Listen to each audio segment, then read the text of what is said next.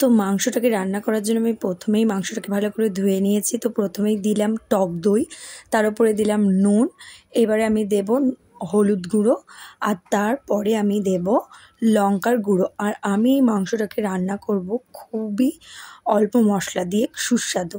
তো তারপরেই দেখো এই যে মাংসটাকে ভালো করে আমি মেখে নেব। খালি 3টে মশলা দিয়েছি আমি, নুন, হলুদ আর লঙ্কার গুঁড়ো।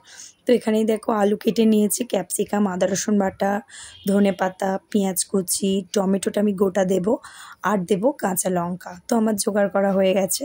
তো প্রথমেই আমি দেখো কড়াতে ভালো করে সর্ষের তেল দিয়ে দিয়েছি। তো সর্ষের তেলটা যখন গরম হয়ে আসবে, প্রথমেই আমি আলুগুলোকে সুন্দর করে ভেজে নেব। তো দেখো প্রথমে আলুটাকে ভালো করে আমি ভাজবো। তার জন্য আলুতে একটুখানি নুন দেব আর দেব হলুদ গুঁড়ো দিয়ে ভালো করে আলুটাকে ভাজবো। বেশি আমি কড়া করে ভাজবো না, কারণ আমার কড়া দিলে তরকারি টেস্ট লাগে না।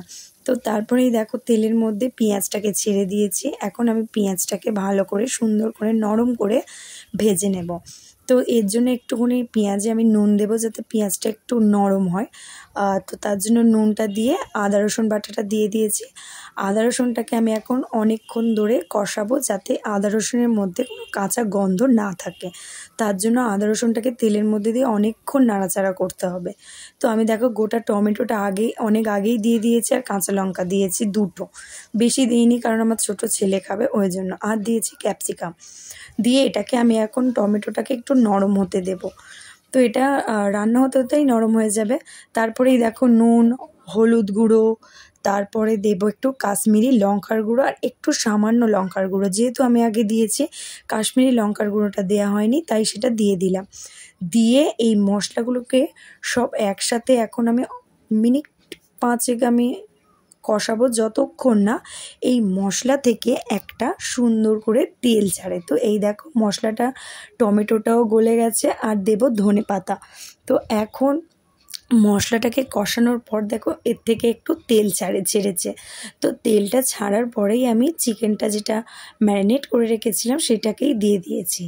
দিয়েই এখন এই যে চিকেনটাকে আমি এখন ভালো করে মশলার সঙ্গে ভালো করে মিশিয়ে নেব। তো মিশিয়ে নেওয়ার পরে এই দেখো কেমন লাগছে দেখো। তো তারপরে আমি একটা থালা দিয়ে এখন মিনিট 10 চাপা দিয়ে রেখেছি। তো চাপা খোলার পরে এই যে দই দিয়েছিলাম, যেহেতু তার থেকে একটু জল বেরিয়েছে। তো এটাকে আবার একটু অনেকক্ষণ ধরে কষিয়ে নেব। নেওয়ার পরে আলুগুলোকে দিয়ে দেব। তো আলু দিয়ে আবার মাংসটাকে খুব সুন্দর করে কষাতে হবে। প্রায় 10-20 মিনিট মতো আমি কষিয়েছি। তো কষানোর পরেই দেখো এর থেকে একটা কি সুন্দর রং চলে এসছে। যতটা কষাবো তার উপরেই রংটা আসবে। তো আবার আমি 10 মিনিট মতো চাপা দিয়েছিলাম, একটু জল দিয়েছিলাম, সেটার ভিডিও আর করা হয়নি। তোমরা যে যেমন জল দেবে সেরকম পরিমাণ জল দিও। আমি 2 বাটি জল দিয়েছি। তো জল দিয়ে আলুটা একটু সেদ্ধ হতে বাকি ছিল। তো দিয়ে দিয়েছি দেখো গরম মশলার গুঁড়ো সানরাইসের, আর আমি দেবো সানরাইসের যে মিট মশলাটা হয় সেই মিট মশলাটা। তো এটাই আমি চিকেনে দিই। তো এইটা দিয়ে আবার একটু ভালো করে কষিয়ে দেখো আমার চিকেন একদম রেডি। আমি বেশি মশলা দিইনি।